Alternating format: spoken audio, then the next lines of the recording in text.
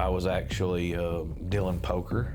I had my own poker game. The scary part about that life was I was pretty good at that life. Really? Yeah. I made a lot of money doing, obviously living that life. And there's so much of that. I could write a book on, Really? I could write a book on, the whole gambling scene. What's going on, everyone? Welcome back to the Unfiltered Faith Podcast. At this point, I don't even know what episode we're on. I'd say probably 6, I think. We're just going to say that. But today, I have a very special guest on, Pastor Mark Ogletree. How you doing, man? I'm glad to be on here. I'm doing good. Doing excited? good. Yeah, I'm excited. Yeah. I'm happy to be on your podcast. We've been talking about this for a while. We were supposed to do it during Christmas, or during Thanksgiving, but I was gone the whole time, so that didn't end up working out. But I'm glad we could at least fit some time in while I was here this time. Honored to be here. Well, kind of just jumping straight into it. You pastor a church in Rickman, Tennessee, I guess is where we're technically at. So, okay, Rickman, Tennessee, called I Am Worship. Yes. How long has the church been open for? April 30th, 2017, so 8 years? 8.5 years. 8.5 years. Wow, that's awesome. Yeah. This is currently where my parents go since they moved from Texas. They now go here. My dad is he does worship kind of. He does worship, and he is over our creative. He does our production, worship. He's a director over that. Yep, and my mom sings, so they love it here. I love Pastor Mark. I've known him for a long time. And your brothers are... Oh, yeah. Judah plays the drums on the worship team as well. Well, he plays for youth worship, and so does my other brother, Isaiah. He leads sing. Yeah, and learning the guitar, too, as well, right? I hadn't known that. That's what I've heard. Yeah, okay. So he's learning the guitar right now. So, kind of taking it back, tell me about yourself. You're from the early stages, and you have a lot of interesting things that we've kind of talked about off and on, but kind of taking it back to, let's just start with your childhood, kind of like high school time around then. Like, what was that like? Well, born and raised here in Oberlin County, Tennessee, and Livingston, and played sports. That was my big thing, football like yourself. Yeah. And basketball and baseball when I was younger and stuff. Really? And yeah. So raised up here, lived here all my life outside of the short stint of going to Tennessee Tech and playing football there for a little while, and going to college there and doing that. Okay. So, and then that's raised by a single mom. Okay. Yeah, my mom and dad got divorced when I was 2. I had a relationship with him as I got a little older, but for the most part, it was me and mom. Right. And my aunt and uncle I was always at their house. My grandma was there. My mom's side of the family was always really tight, so we was always. So yeah, that's awesome. Became a pastor, but beforehand, were you kind of raised in church? I know that's kind of a norm here. Like everybody's raised in church around here. What did that look like for you? Like once high school, were you still going to church? I was in church every single Sunday morning, Sunday night, because we used to do Sunday night services back then. So Sunday morning, Sunday night, Wednesday night, I was in the Baptist church, so we did RAs, Royal Ambassadors. Oh, okay. That was the youth thing. Oh, okay. That was what it was called. On Wednesday nights, and then if there was anything else going on at the church, and believe it or not, my aunt and uncle attended different churches. He was Church of Christ, she was Baptist. My mom didn't attend. They both went to different churches? They went to different churches. Wow, yeah, and as long as I ever remember, I would always, on the weekends, I would go to their house. Yeah. And I would stay at their house on the weekends. And it was Sunday morning, they'd be getting ready to go. Sunday morning, cars. And it was not anything at all. I mean, it was, I don't know how most marriages don't work out like that, but they just put their faith and separated them to the side, and said, how you do your thing. And now my aunt was very protective of that, so it was. I did go to church with him 3 or 4 times. Oh, okay. But I was raised in Baptist church all my life, and she took me to church every single time the doors was open. She played the piano. Oh, okay. She led Bible drills and all the stuff. I mean, like she was pretty involved in the church, and so yeah. And then, so yeah, I was raised in church. Now, at age 19, when I moved to Cookeville, I stopped going to church. Okay. Kind of got in college, did my own thing. For 14 years, I never went inside the church again. Really? For 14 years. For 14 years, I never visited a church. The only time I went to church was in 2005 when married my wife at a little small church in Alpine. Wow, really? I went in. I'm sorry, no, we didn't get married in Alpine. We got married at the church where I was raised in. It was a Memorial Baptist church. So you had a while of period, like when you kind of stepped away from the church. 14 years. That's crazy that, usually when that happens, people don't end up, coming back, and let alone coming back pastoring as well. So, I mean, that's awesome. What kind of led you away from being in the church? Was it just like kind of you wanted to have your own freedom, do your own thing? What was it for you? I mean, I don't know. I mean, yeah, I was a good guy. I was a good kid. I didn't get into a lot of trouble in school. I wasn't a wild child. Yeah. I don't know. Yeah, I experienced a little bit of freedom, living outside, being able to make some choices and Have your own decisions. have my own decisions. And I mean, for I don't know, probably 5, 6, 7, 8 years, it was a little rocky. Really? A little rocky, yeah. Nothing too major, but definitely I remember a story. We talked about this before my parents even moved here. It was when we were at my old house in Texas, the one in the neighborhood. Yeah, neighborhood, yeah. My mom told me this story. I think it was my mom, yeah. Of like you were at this like concert with them, but y'all weren't there together, but y'all knew of each other. And you were the one that was buying all of them drinks and everything. I had a fake ID that I got when I went and played football in Australia for 3 weeks. Really? Yeah, For 3 weeks. At the end of my senior season, I went to Australia and it was a tournament. It was like an all-star tournament for each state. Brought an all-star team, and so Really? Yeah, and so it's called the Down Under Bowl, and so it's basically a double elimination tournament. So we went to Australia. We was there for 2.5 weeks, and on our way back, we stopped in Hawaii for 3 or 4 days. And when I was in Hawaii, I don't know, I was at I'm 18 years old. I'm at a hotel, and somehow in Hawaii, I don't even understand, but somehow they were making these fake IDs. Now it was the old driver's license. So it was the old driver's license. Yeah, it was my picture. My name was Drew Crawford. I come up with a name. I didn't really know a name, so I just said Drew Crawford, and it made me and I used that fake ID from 18 till the week before I was 21. Really? I used it all the time. And nothing ever happened? When I was almost 21 years old, I was in Cotton Eye Joe on a Thursday night, and there was this really ambitious bouncer who I just some frat parties I had a run-in with him, and because he was security at a frat party, and he knew enough of my name just to know who I was. You're not Drew Crawford. I was not Drew Crawford, and he was checking the IDs.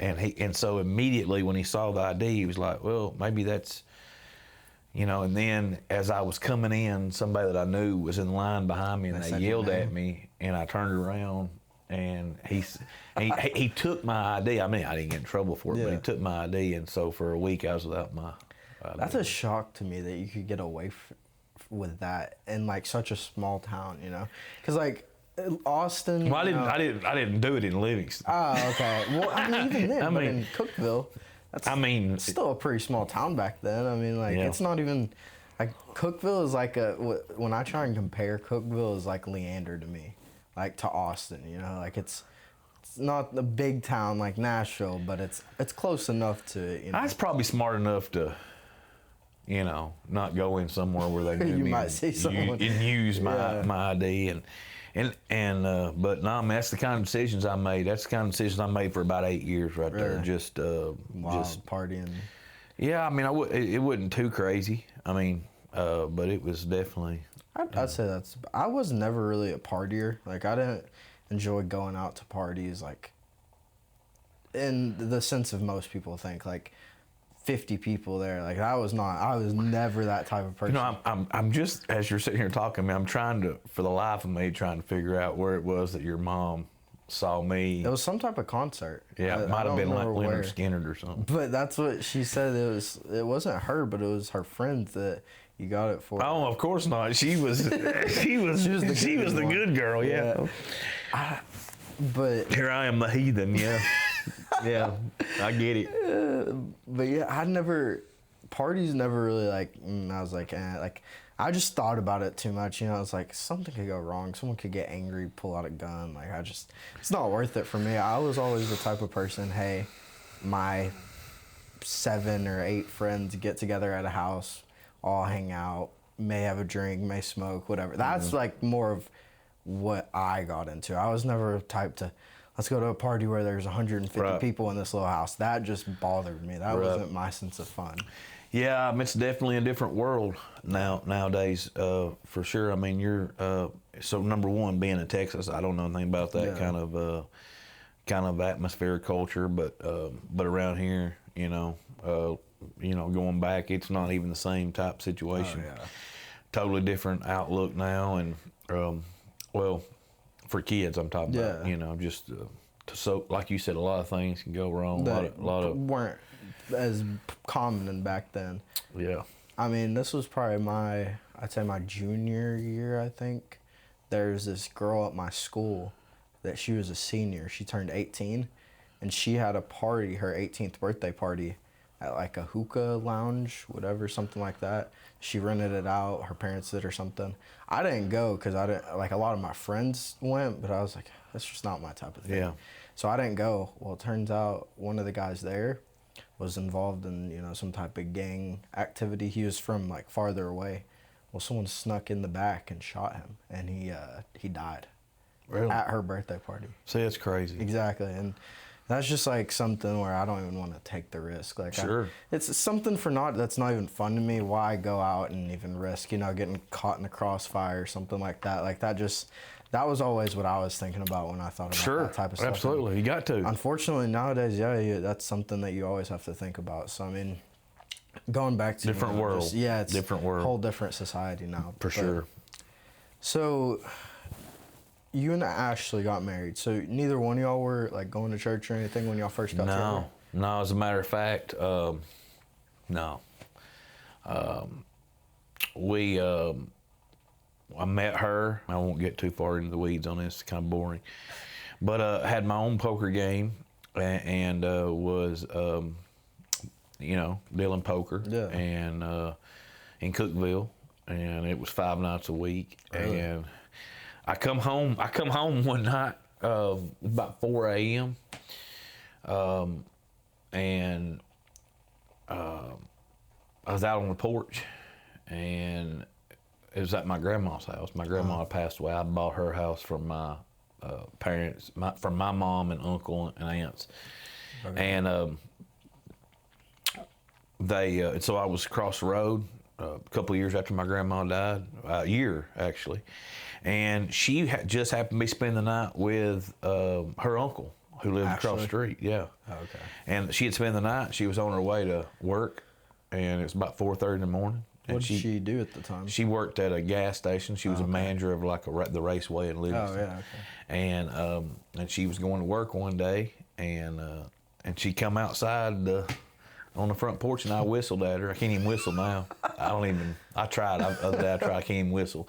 So I whistled at her, and she was like, who is this guy whistling at me at 4:30 in the morning? And when I went to bed, got up later that afternoon, I went over to her aunt and uncle's house because I knew them, because her, live across the street from me. And started saying, hey, you know, has she seen anybody? Yeah. I started asking questions. Well, then she must have told her, maybe. I don't know how it all happened, but she must have told her. And I ended up getting her number and ended up calling her myself and getting aggressive. Really? And she was seeing somebody, I think. I don't know. They were on the outs or something. I'm not exactly sure. But yeah, and so basically, say all that to say that neither one of us was in church. Her grandpa, who lived 3 houses down the road from me, was a preacher. Okay. And he pastored a church, but neither one of us was active in church. But we was raised in that same Baptist church as kids. You know? Yeah. Did y'all know? Like y'all didn't know each other? No, I'm 6 years older than her. Oh, okay. So when I was at that church, I mean, she is a kid. I mean, we actually moved churches when I was 13. Oh, okay. To another Baptist church in town. First Baptist, by the way. So left Memorial Baptist, went to First Baptist, and you know, there's a difference between the Baptist church and the First Baptist. Yeah, First Baptist is it's the more it's Pentecostal type of. Well, it's more. There's more money and there's more. You know, there's all that at First Baptist. So that's where we went. But when I was 13, she was 7. Yeah. You know, so I mean, I'm not even. I knew who she was. Oh, okay. I knew who her grandma was. Yeah. She went to church with her grandma. And the other grandma, not the one that was so I know who she was, but yeah, we were not in church, but I met her, and that was the start of what a shift in my life, because I started to make some decisions that ultimately had an impact on my life. So, I know you said you don't want to get too much of it, which that's fine. But I'm really curious, like, how does one even, like, get started into something? Like, what made you get started in, like, that whole poker scene of things? Like, did you enjoy it yourself? And there was nowhere around here? What was it for you that was like, hey, I'll come? Well, my dad was very, he was an addicted gambler. Really? Okay. He played pool and played cards, and matter of fact, when my dad came back into my life after they got divorced at different times, he would have card games with all of his friends over. They'd be playing poker and gambling at the house and all that. He owned the pool hall in Livingston for a number of years, and I'd always loved going to pool hall because I was so fascinated in, you know, the atmosphere of it, and I was kind of raised around it a little bit. But I contributed to this, and this is the truth. I contribute to this. This is 100% true. I had it in my blood. I was familiar with it. And when I was 18, still in college, or just starting my first year in college, I would always go. There was a pool hall that we'd go to, just like a lot of college kids would do. And we would play pool. Every single night we'd play pool. Best 2 out of 3. Whoever won had to pay for the other one's Waffle House. Really? That's funny. And that's where I mean, we would do that pretty much every 3 or 4 nights a week, and it was the same guys. We'd all go, and that's how I got started. And honestly, that is where I started playing pool. Started hanging out in the pool hall more and more and more.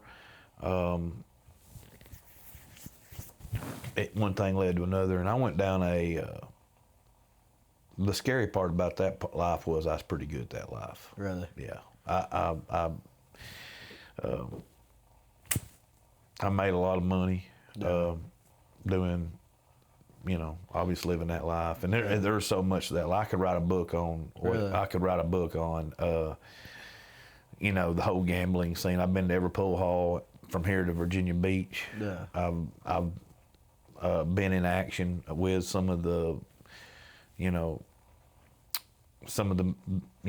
most famous pool players you see play on ESPN. I've been in side bets, action, traveled with.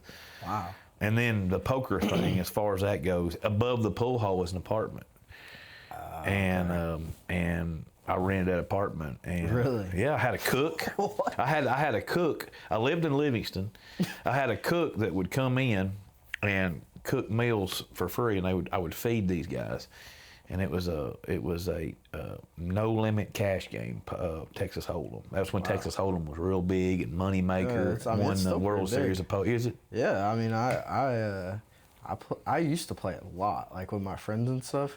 We'd have 8 or 9 people come over almost every night, and we'd play. But I used to be terrible. I lost a lot of money playing that, so I haven't played in a while. But I play pool and stuff like that as well. But the type of just to be honest, the type of poker that I was involved in, nobody around here would even know about. Like,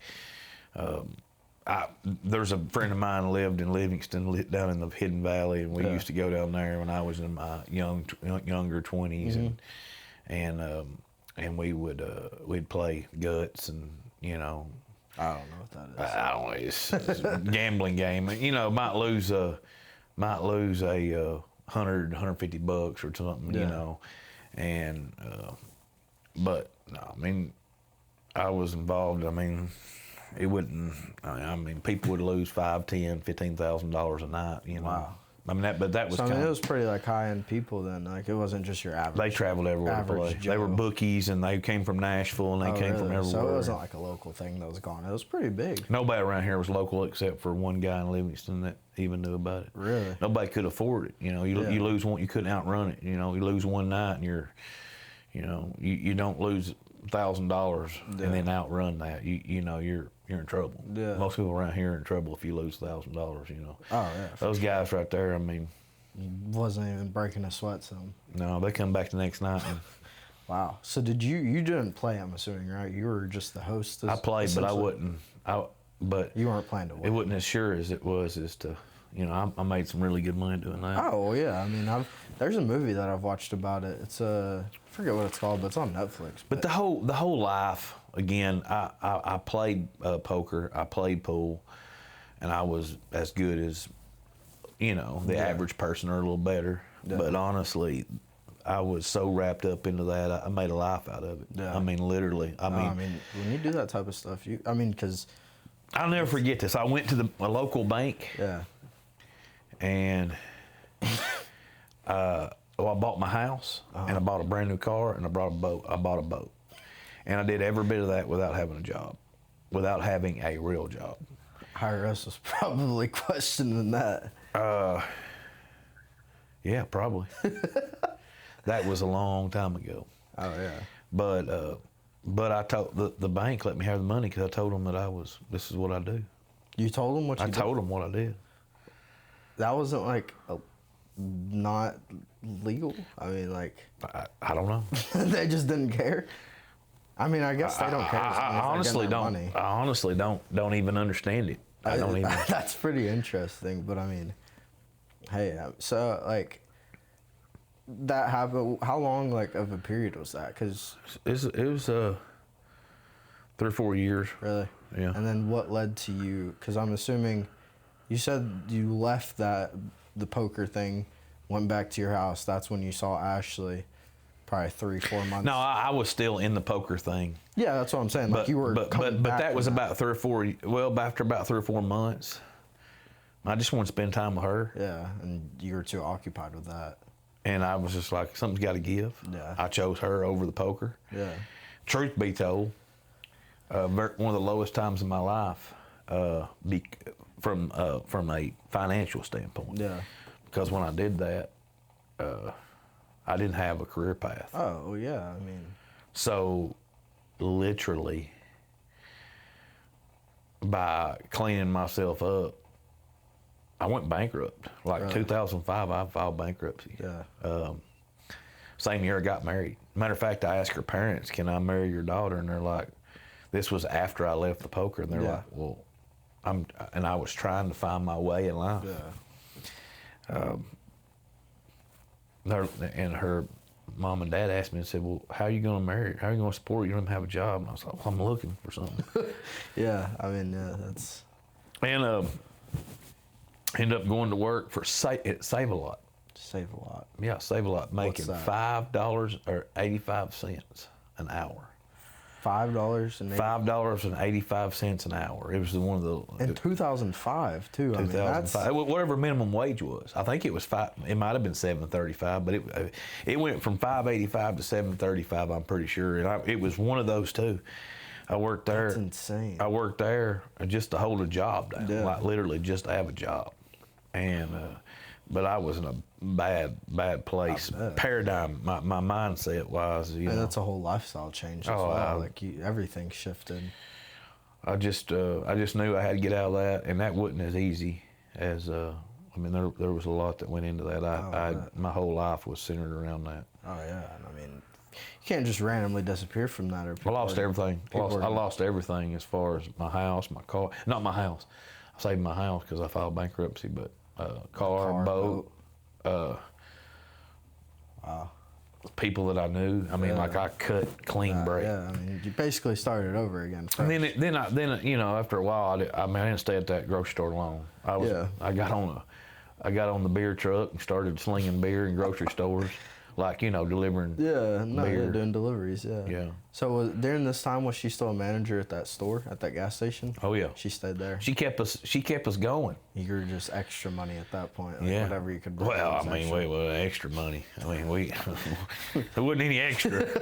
There wasn't no extra. So, you know, after you got out of that, you started, you know, finding your way, trying to get a new job, doing these things. Where along does that path come where you started getting back into church? Like, how did that happen? Well, funny because I had a guy who both went to church. Told you we both went to that church. I had a guy, Charles Peak is his name, and he and Roger Alberson were in the neighborhood of this little. Because see, I lived the next street over from this Memorial Baptist Church. Okay. You know, it's all right. That's Livingston. It's all right there.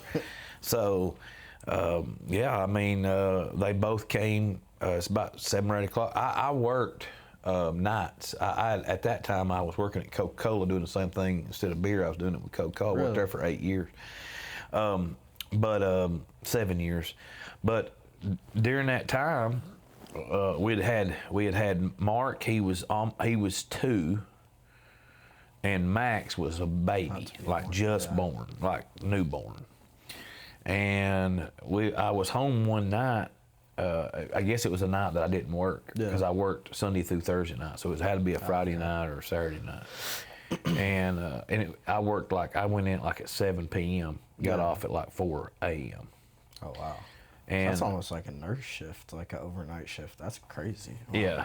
And so they came to the house one night. It was in one of the cold months because it was dark outside. It was about 6, 7 o'clock. I don't know, but knocked on the door and my wife let them in. Yeah. And I'm in the back watching TV or doing something. I don't know, in the back living room. And they come through the house. I'm in my boxers. I'm sitting there watching TV. I guess that would have been 2011 or 12. Okay. And 2011. And they invited me to church, and I said, "Oh yeah, we'll come." And I was just trying to get them out of the house. Yeah. And I was mad at her, like, "Why are you letting them come in here?" You know. Yeah. But I think back to that day, without getting too far into it, there were some things that I just really felt, not then, but in the months after. Yeah, looking back on it. I think back on it, and I think about, that was just kind of like a nudge. Yeah. That, and then my aunt, the one that raised me in church, she would always say, "Hey, if you don't take those 2 boys to church, let me come pick them up and take them to church like I did you when I was younger." Yeah. And she said that a couple of times, and I've been like, "Well, we're gonna go," you know, just trying to push it back, deflect, whatever. So those were a couple of things. Those things matter, man. Those things matter for people. I mean, those things were. It's like planting a seed on. It is. It's like planting a seed. Those things were things I look back on and can see that those were some moments where, after the fact, you start thinking, meditating on, start assessing things, taking inventory, open your mind up to possibilities. So, I woke up. Matter of fact, I woke up one December Sunday and walked to church. Really? I mean, it wasn't that far. It was just down the road. Just you? Or? Yeah, my wife and kids was in bed. I didn't even tell them I was going. I just got up. I went to that Baptist church. I just wanted to see what was, I went. 8 people was in that church. 8 people. Wow. They had evidently, those 2 guys that invited me to church, they weren't there. I guess it had a church split. Oh, wow. The guy that was in there, it was like his second week there. He's from North Carolina. The preacher? Yeah. Oh, okay. North Carolina, the church was empty. It was sad, honestly. Because that church was about 150 people when I was going to church there as a kid. And there wasn't anybody there. Not even people. I didn't recognize a single soul. Yeah. Not anybody. Huh. And I was like, this is weird. Yeah. And I'll never forget, I was like, this guy comes in and he goes, "Do you go to church here?" He didn't know. Yeah. And I was like, I used to. I was raised here. Yeah. I sat on the back row, closest to the door. Yeah.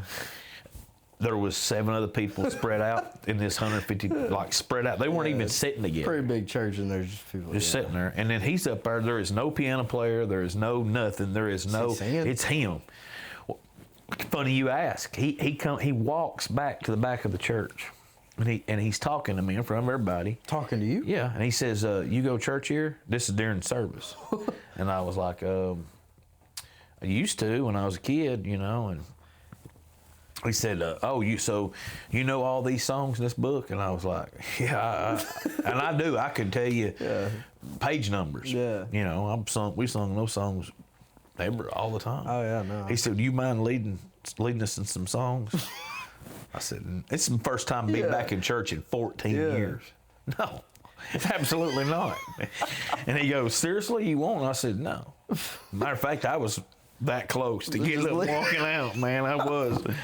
I'm serious on that deal, hilarious. For sure. Oh, that's funny, man. I went back home. My wife, she said, "Where have you been?" I said, "I went to church today." She goes, "For real?" And I said, "Yeah." And she goes, "Why didn't you wake us up?" The next Sunday, we went to church together as a family. Not that church. Yeah. But we went to another church where some of her family went. A little community church, Beatty Swamp Community Church. Love that church. And it just kept going from there, like y'all. Yeah, well, I could literally count on 2 hands probably. I used to say 1, but maybe 2. Yeah. I could literally count 2 hands how many Sundays we've missed since going together. So you said that was like what? That was in 2012, maybe 11, 12, somewhere around there. So then you went to church for about 5 years then before you. Yeah. So when we got back in church, for about 6 months, it was just adapting. Yeah. But after that, it was like, man, I was on a fast track. I was in church. Literally, I could not get enough out of the growth that because I had moved into as a kid, I was doing the youth stuff. I was, just going through the motions, behavior, acting like. I was good. I know how to act in church, reverent. I know what's acceptable. I know what you're supposed to do as a Christian. I knew all this stuff, but honestly and truly, I didn't really have a relationship with the Lord until I came back to church in 2011. Yeah, I mean that's kind of like what I used to say. Like, I proclaimed with my mouth I was a Christian, but my actions didn't follow. Like. I was just going to church because my parents made me go to 100%. church. Once they left, that's when I kind of had to make the decision, hey, am I going to really do this or am I going to just stop? And I'd say for the first, like 7 to 8 months, it probably was just still, hey, I'm going here because I've known all these people since I was a little kid, and I know one of them would probably tell my parents.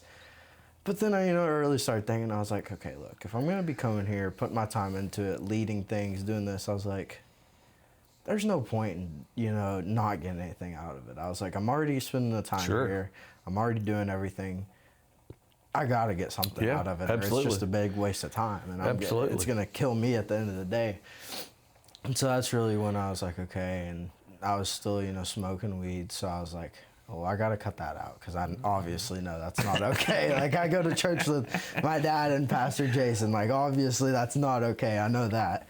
So, and that was a really big thing for me. You know, I, like, basically from the time I was a freshman to my senior year, I was high almost every day. I'd say not every day, but especially like sophomore to senior year, every single day. I'd wake up once football practice was over.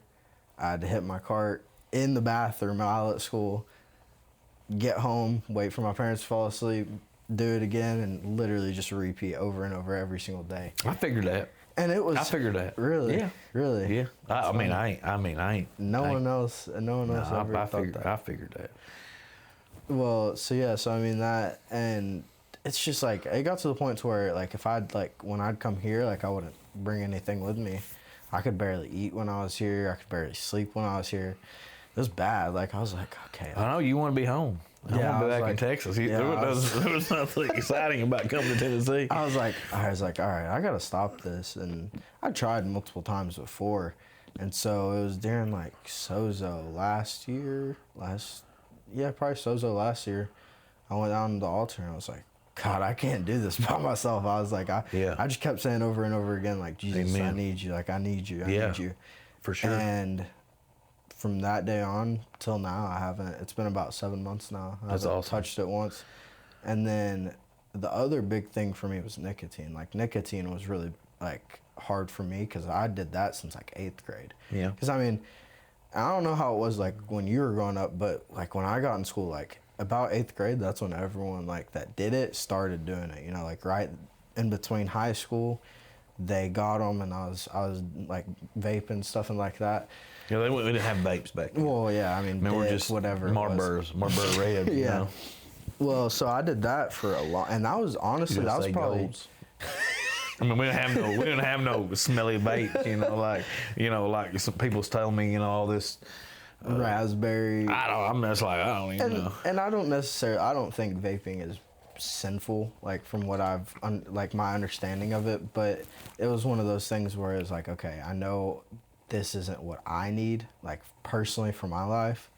And I was like, oh, I'll get into the story. So Elder Chris at my church, he offered me a really good job. I was going to be making, like, right at, like, $40,000 a year. And I had to take a drug test. Well, I was already, like, 2 months clean. A month clean, month and a half. Well, when I went and took the test, I failed. And I was super upset because, like, it wasn't up to him, but, like, his higher-ups were like, no, like, he failed at the time of the test, so, like, it doesn't matter. So I lost the job. Well, that night, we had a church service. And at that point, I was off the vapes. Like, I was like, okay, I don't really like the vapes. Like, it's probably messing with me a little bit. So I was doing, like, pouches. I was doing, like, Zens. And I forgot them at home that night. And I was mad, dude. I was like, God, missed this job. Now I don't have my Zens. Like, I was mad, dude. And I'm sitting there, and Samuel, I don't know if you know him or not, Samuel Wetzel, he was at my old youth pastor. We started talking more when I was already doing my podcast at that point, and he texted me out of nowhere, and he's like, I think God has something for you tonight. I was like, okay, like, and of course when someone tells you that, you're listening extra hard. You're like, okay, what is it? Well, PJ that night preached about blind Bartimaeus, and when he healed him, he threw away his beggar's mat. And at first, I was like, well, there's nothing for me in that. Like, I didn't get anything out of that. Like, what? Yeah. That makes no sense. And it wasn't even until, like, either the night of or I can't remember, but all of a sudden I was like, it's the nicotine. I was like, I forgot it at home. He preaches about this, and it just popped in my head. I was like, I guess that's what he wants. So the next morning I opened the can, flushed them down the toilet and threw it away. And since then, I haven't touched that either. I haven't touched that either. I haven't done Wow, anything. that's awesome, That's man. been about 6.5 months. That's awesome. Well. Yeah, so that's kind of what my story looked like.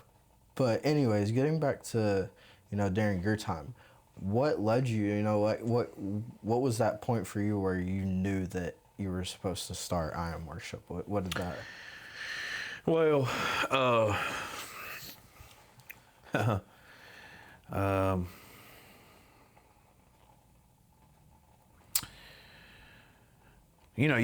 first off, from 2011, and we're in 2020, fixing to be 26, Yeah. so we're talking about 15 years ago. So, Oh, yeah. so there was there were a lot of things that happened in about 5 years in my faith journey. But I literally went all in on the Lord. Yeah. I mean, I'm telling you, like, I could not spend enough time with Him. And so, the one thing about the Lord is this is one thing I can testify to, is that when, what we do in life is that we want just enough of Him in our life to say that we got Him. Yeah. And there's been times in my life where in our lives, we don't empty ourselves and make room for Him to do things in our life. Well, in that period, it was one of those times transformational times where literally I emptied myself and made room for Him to do whatever. I surrendered, what people would say surrendered. I literally made room. And so I'm hearing from Him, and when I say hearing from Him, it's through, it's not the audible voice, it's through other people, it's through me reading, it's through, meditation, it's through,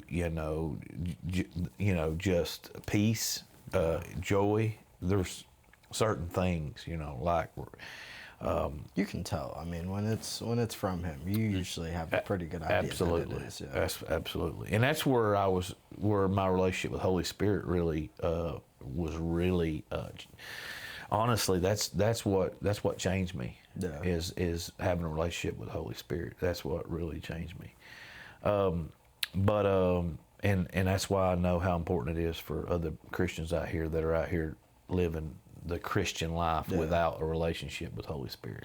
Well, that's like having a relationship with a friend, but not knowing anything about him. Not knowing anything about Him, and Holy Spirit is the person who is with us on this life. Yeah. Jesus at the right hand of the Father, God's in heaven. Holy Spirit is our advocate. He's our helper. One that guides you, And so once I had a relationship with Him, that's when things started to become. But to your question, this was never an idea. Starting I Am Worship Church was never an idea. Matter of fact, if anybody's wanting to start a church, if you start a church and it's an idea,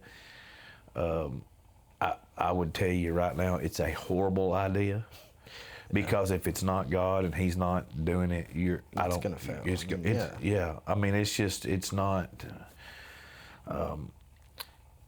But to that point, we were at this church. I was telling you about this church we went to. Man, Beatty Swamp Community Church will always probably be, to be honest, it's probably the place where me and her, where our lives changed the most, was at that community church in Monroe. Mm-hmm. And it wasn't just the church itself, it was all the ministry going on, because we were not just churchgoers. We were I had a men's life group outside of church. We were active in Emmaus, Walk to Emmaus, which was we're active in that. There's a few of us. We started a revival, an 8-day revival, which was not affiliated with the church. It was from different pastors. We started connecting churches together. 8 days, 8 different churches would lead services called the Movement. So y'all just go to a different church every No, night? we did it at the fairgrounds. Oh, wow. And we had these different pastors from these different churches come, and their worship teams would come. it was just a way of, and so there was a lot of things going on. I mean, that was replaced from 5 years before. You know, I wasn't even in church. Yeah. You know, I wasn't even 6 years, 7 years before I wasn't. You know, so just going back to that, when there was some things that happened. The pastor at the church where we were at had let go. We were really looking for what we were at a place where for about a year where we really felt the Lord pushing us for something. And I'm grounded. I'm rooted. I'm staying. Yeah. You know. And so the Lord just continued to work and do some things, and we ended up just kind of for about a year just not really knowing what to do, but just really just staying. You know, just staying plugged in, doing the last thing he told us to do. Didn't realize that's what we were doing, but just doing the last thing he told us to do, not worried about, not trying to anticipate the next move. And when it came time, it was obvious he wanted us to, and we didn't have no vision for, you know, nothing as to what I Am Worship has become. Just let it go. We did. It was organic. It was an organic. I had 4 other pastors that had come on board to cover us and kind of plant us. Yeah. Because I said, I'm not doing this. I'm not going out and planting a church without a covering. No, I mean we're gonna have But I mean I wasn't even gonna do that. I was like, this ain't, you know, the Lord. Showed me in Scripture. This is kind of funny how it happened, but Exodus 3:11 through 14, when God shows up to Moses in the burning bush, and he says, "I want you to lead my people out of slavery, and when you lead them out of slavery, you'll come back and worship me on this mountain." And he says, "No, I'm not the guy. I mean, you know, I'm not the guy." And he said, "Yeah, you are. You know, basically." And so, so if I'm going to lead these people out of Egypt, there's going to be people that are going to ask who it is that sent you. You know, how are you doing this? Who is it that gave you this authority? And he tells them, "I am. I am who I am. I am has sent me to you." And they will know. And it's a big part of I Am Worship story. It's a big part of my story is to becoming, because I didn't have Bible education at the time. I didn't have, you know, I mean, I had 3 pastors who were coming covering us, but as far as and you know, the Lord gave me those 3 guys to ask, and I went and asked all 3 of those guys, and those 3 guys were head over heels excited about doing this. And so, like, there was no I was looking for any resistance I could to tell me no. I was out.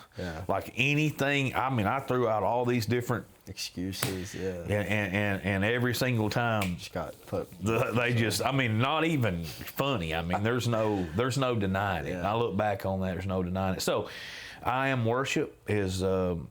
He said, "You'll come back and you'll worship me on this mountain." Tell them I am. That's where we come. That's how the name came. Awesome. I Am Worship. And some people, you say I am worship. They don't know. They don't know. They don't know anything about. But our first church was right next to the Cowboy Cafe, right? Well, the first place we was at the library. Really? 2 weeks we were at the Overton County Library, Union Bank. In the Union Bank room at the Overton County Library. Okay. We were there for 2 weeks. The first week, again, all the thing. If you look at how God's brought this church along, the grace of God is absolute. Of course. First week, didn't invite nobody. Didn't invite anybody. Literally did not invite anybody to come. 26 people shows up at the first service. Are you serious? Yeah, I didn't. We didn't invite a single soul. Wow. Of course, 5 of them was 6 my mom. Kaylin, a good friend of mine.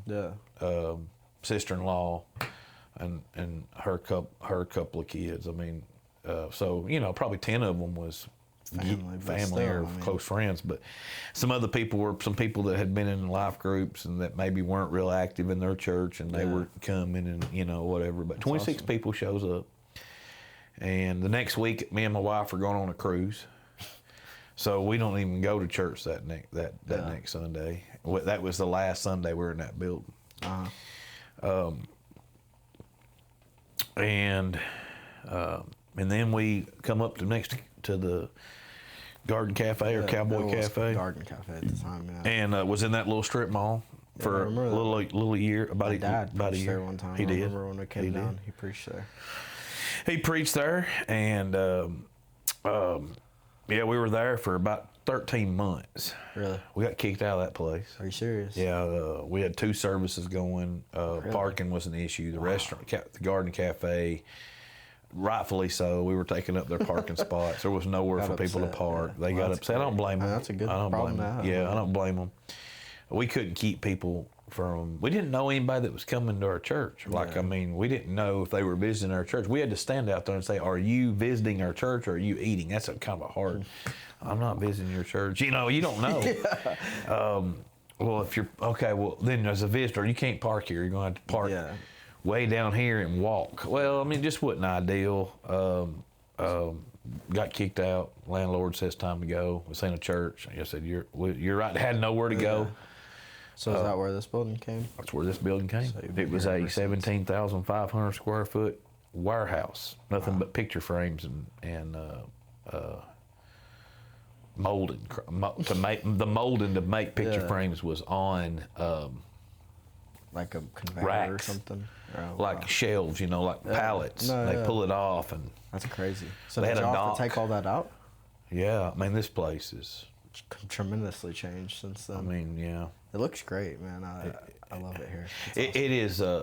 It's about there's about 16, a little over about 17,000 of it is finished. There's about 500 that's not finished right now. Wow, that's awesome, man. Actually, we added on a little bit here, so there's you know, I'd say 17,000's finished. Yeah, so. But it's a little bit at a time, man. We've been in a construction project here for 8.5 years. We're still going. Yeah. Well, it's been awesome, man. I enjoyed it. I had a lot of fun with it.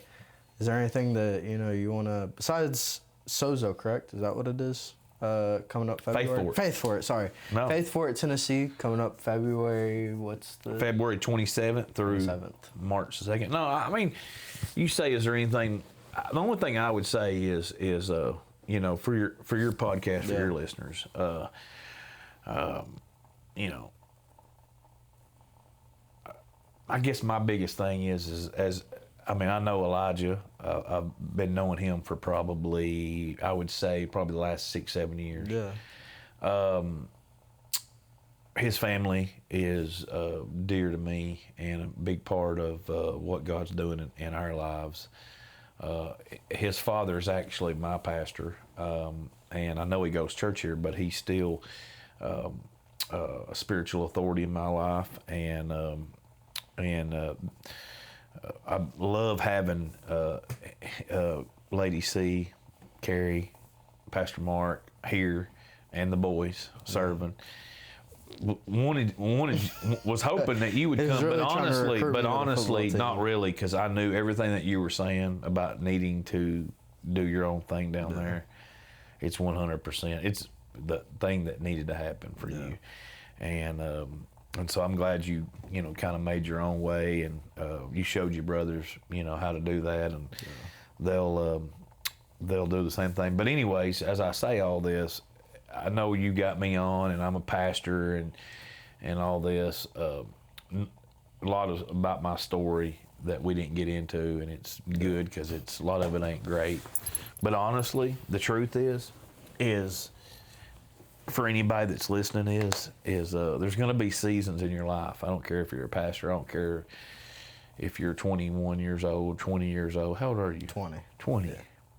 I don't care what age or what phase of your life. There's going to be seasons where faith is messy. There's going to be seasons where you're not making the right decisions. There's going to be seasons where your priorities ain't in the right place. And the biggest thing that I would say to you that's doing this podcast is your listeners, is I hope more than anything that what you get out of this about hearing some story about some guy that you don't know is that you would understand that that ultimately all the things in my life, my wife, my family, my kids, the purpose that I have in life now.